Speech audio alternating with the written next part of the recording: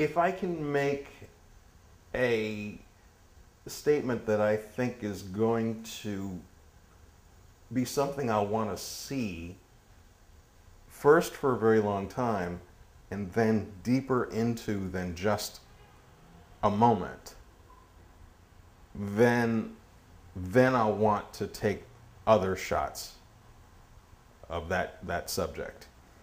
Whether it's a stain in the street that you would normally have passed by, but I can turn into a facial image, or whether or not it's an event where you could take a touristy picture,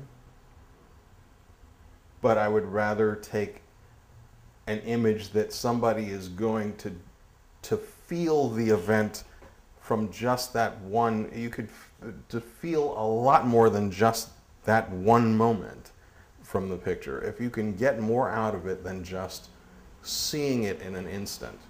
And if it can pull you in and make you look at it even deeper, I would rather take a picture that brings you, that makes you come to it. These are part of the kaleidoscopic series, or the optical device series I've done. And I originally had a device which I found in my sister's collection called a kaleidoscope, which I attached to a camera and used to make images like this. It's slightly damaged, so I decided to order a kid's kaleidoscope off the internet and experiment with that on my laundry.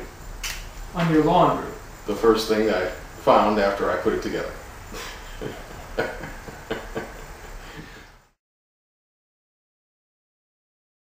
I went down this road that I'd never been down before, and I saw there was this whole cluster of colonial style homes, but the one that really struck me was this fuchsia house with turquoise shutters. And I said, you know, I can't stop and look at this house today. I've got to take care of my sister.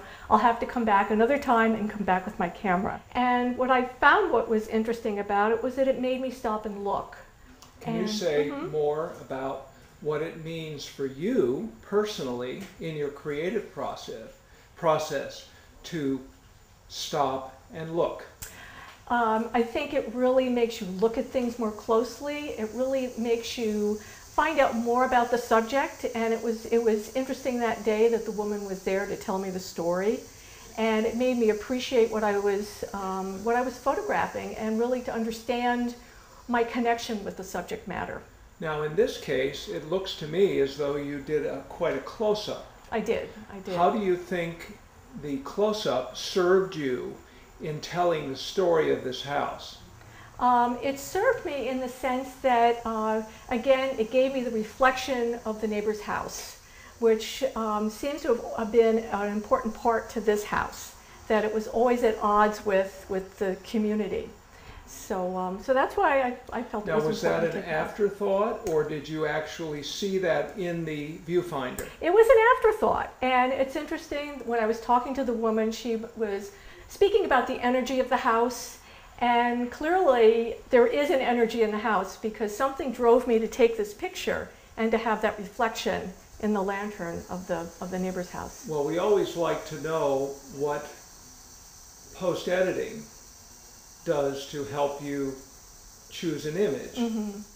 In this case, was it the discovery, in part, of the reflection that made you choose this particular image? Oh, absolutely, absolutely, because I certainly did not see that when I was looking, when I initially took the shot, and even when I looked on my camera in the LCD screen, I did not see that.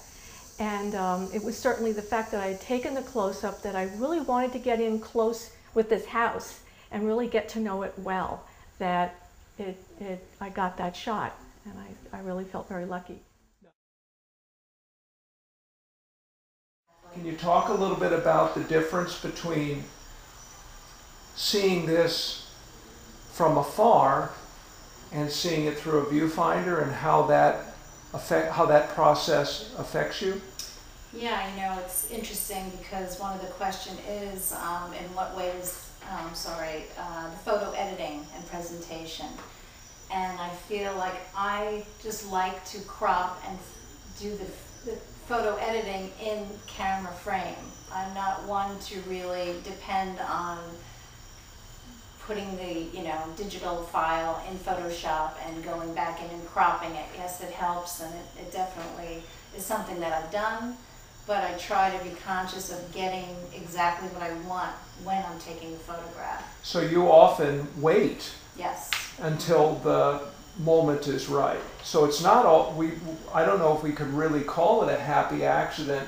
Maybe initially putting yourself in a condition, in a situation where you are anticipating some good results, and then staying with it to find out if it actually appears within the viewfinder.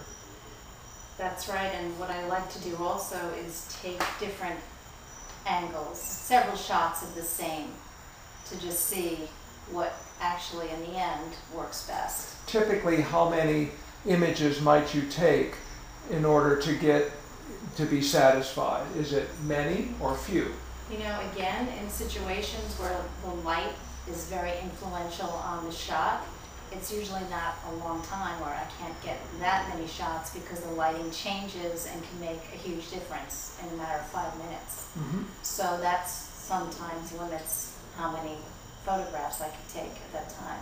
It might just be the one, and the light changes 2 minutes later, and you know, if I'm looking at something or a different angle, the moment's gone. Well, I really like the way in the image you're holding now that you described it almost as if you were describing a roadmap. You described every feature that you were aware of, and I do think that you probably see most of that when you are taking the image. Is that true, or is that just my hope? I'm just hopeful that that's what you do. No, it is, because what I loved about this, again, light is so special to me. I just appreciate the way light just transforms an object in nature and man-made anything. In the workshop, what can you say has changed by being exposed to the group dynamic? A heightened awareness. I like getting input from, you know, the other students, and just how to look at things. Maybe possibly, since I'm into light and shadow, sometimes it can actually make, it might make for a better image in black and white and not color, because of the contrast is almost black and white. And when you are setting your camera up, what comes into your mind that you can attribute directly to your experience in the workshop? I think just being conscious of a consistency, you know, trying to come up with, finding my voice, you know, and really being aware of what I do enjoy about photography and what elements do attract me to taking my work and my photographs, and hopefully that'll, you know, develop into a greater body of work, or maybe it'll lead to something else that I'll discover that will take Well, what would you say is your photographic voice right now? I think composition, light and dark, you know. I would say those are the elements, and perspective. You know, those are the elements that I'm trying to kind of coordinate in a photograph. Why do you take photographs? It's an impulse. It's an extension of my need to create. I'm an artist. I paint. I've been an art teacher my whole life, and I think that 98% of my time on earth is spent seeing things in a visual way, creating, sharing it with others. But with photography, it's especially satisfying because it is so instant. You don't have to agonize over it. You take the picture in a flash, in a fraction of a second, and then you can spend the night reviewing what you've done. And usually I can edit my photographs within a minute or two, because I have a sense of what it is I'm going for in review. How is the group dynamic changed your thinking, affected your thinking? Oh, I took to the Long Island Center of Photography right away, and Discover Your Voice is an outgrowth of that, where it's continuing the intimacy of working with a group, getting feedback, and offering your own opinions, reactions to others' work. It helps you to focus on something even more so than you might do on your own. What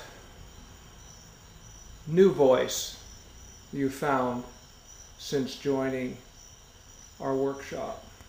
Well, to be truthful, I haven't found a new voice. It's the same old voice, but it's nice to get feedback on what you're doing. And the challenge here in Discover Your Voice has been to ride something that is particular to you, something very genuine, and write it out. I've heard that art becomes the artist's epitaph. If you were going to write your epitaph, what would it be? That my spirit was alive until I died.